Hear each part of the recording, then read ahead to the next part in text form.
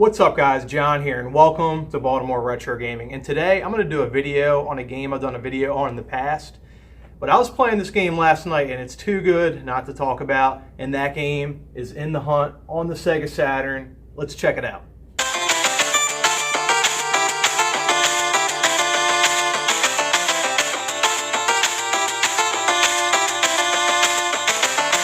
Okay, so this is my US copy of In the Hunt for the SEGA Saturn, and as you can see, this game is in very good condition. Everything all original.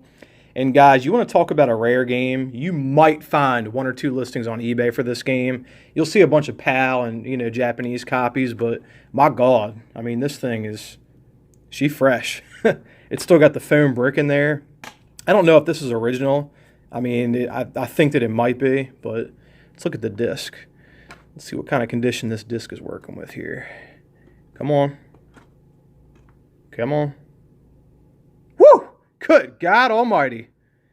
Yeah, this thing's clean. I'm so glad I never traded this or sold it off. I've had a few people try to get it off me, but I would never come up off it. And I definitely appreciate it more now than I ever did. So yeah, that's my copy of In the Hunt. So what is In the Hunt? Is it a shoot 'em up? Is it a run and gun shooter? Well, in my opinion, I feel like it's a little bit of both. Now, if a shoot 'em up and a run and gun shooter had a baby, this is like one of the babies they would have. They would have In the Hunt, and I would sum it up as a shoot 'em up with run and gun shooter elements. And the reason I say that is, most shoot 'em ups, it's kind of like an on-rail shooter where, your ship's going forward, backward, side to side, whatever. You're like on a track. It's like you're on a racetrack and the game's pushing you forward. Well, in this game, it is a shoot 'em up, but you have to move forward. You have to move backward. I mean, of course you move up and down, but to progress in the game, and there's even like a little clock that kind of times you and tells you to move forward, you have to move yourself forward in the game, and that's just like a run and gun shooter.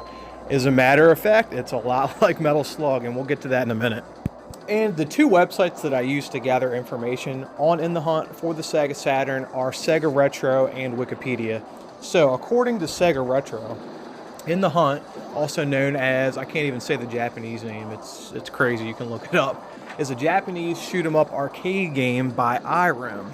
Now, a company called Sims actually ported it to the SEGA Saturn in 1995, and it says here that many members of that team, I'm assuming they're talking about Sims, would go on to work on Metal Slug.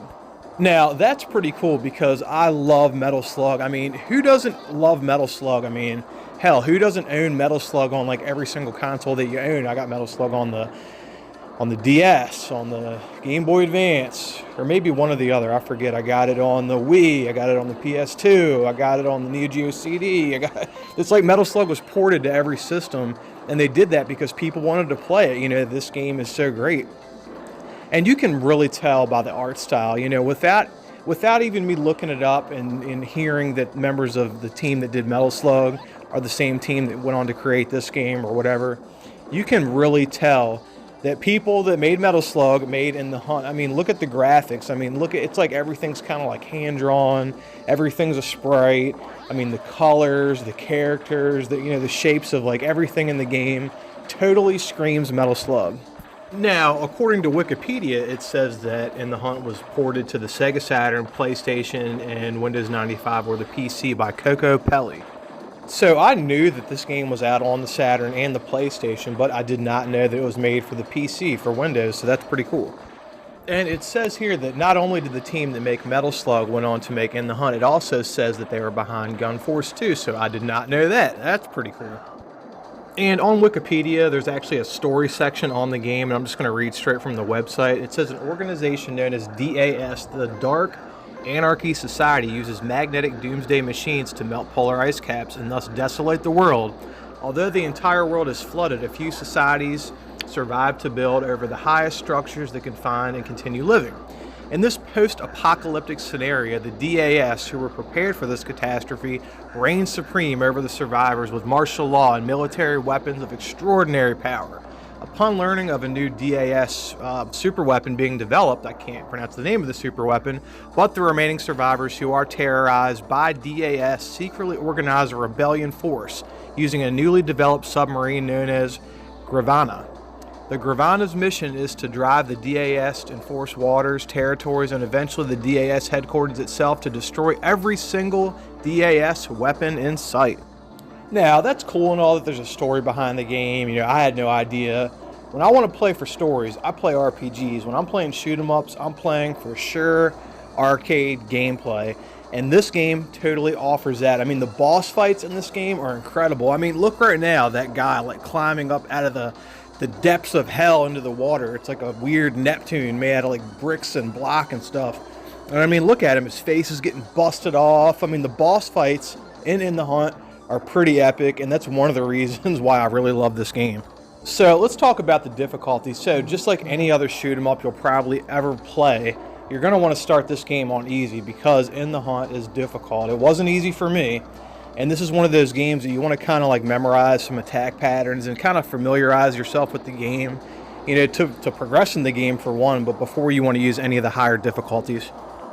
So guys, when I went to actually play In the Hunt, when I actually put the game in my Saturn, and it had been a little while since I played this game, when I put the game in the Saturn, it wouldn't work. I could get the Coco Pelli logo to pop up on the screen, but that was it. It didn't get to the start screen or anything.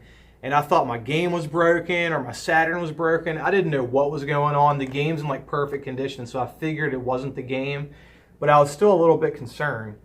But I went online and I looked up the problem, and for this game specifically, and maybe a few other games, they recommended that you start your system, put the game in the Saturn, start it up, and let it get to the start screen before you ever even plug in a controller. And I did that, and it worked fine. So there are videos on YouTube about how to do that. I'll probably do a video on that in the future because it was pretty handy. But if any of you guys have any questions on that, feel free to comment below, and I'm more than happy to answer any questions that you might have.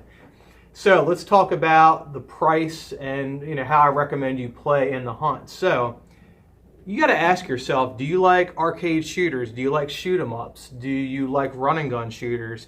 Do you like a lot of those early arcade style games from the early 90s? Do you like awesome sprite work and kind of hand-drawn looking graphics? Now, if you answered yes to any of those questions, and even if you didn't, I still recommend In the Hunt because, guys, it is fucking awesome. Now, how do I recommend you play this game? Well, I certainly don't recommend you go out and buy the Saturn version because it is expensive. Like I said, it's like right around $100 for this copy, maybe a little more because they're kind of rare now. And the PlayStation version, that's also kind of out of the question now. Unless you're a collector and you got money like that, the PlayStation version has a long box version, kind of like the Saturn version, and a jewel case version that I believe is more expensive because of the rarity. I don't recommend playing it that way either. What I recommend you do, if you want the physical game and want to do it legit, get an action replay cart and buy a Japanese copy. That way your system can be region free and you're playing the same game. It's not going to look like this. The cover is going to be a little bit different. It's going to be in a jewel case, but I do recommend you play it that way. If you buy a Japanese copy, it should run you right around $60, $65. Now, if you're trying to go an even cheaper route, what I recommend you do is get a pseudo Saturn cart or an action replay cart with pseudo Saturn installed on the cart, and what that will enable you to do is play backups or burns on your Sega Saturn. Now, I know some of you guys are against that. I totally understand that for some of you hardcore collectors out there. But for the guy that's just trying to appreciate this game, play it, and have fun with it, I recommend getting a pseudo Saturn cart and getting a burn or a backup. You can probably buy a backup copy for right around 15, 20 bucks, or you can just download it and actually make it yourself. There's videos on how to make backups. So that's what I recommend you do. Now, if you're trying to not spend any money at all and just enjoy the game or test the game out and figure out if you want to buy In the Hunt, just download an emulator, download a ROM and play it that way. Then you can experience the game and figure out if you're trying to kick that money out.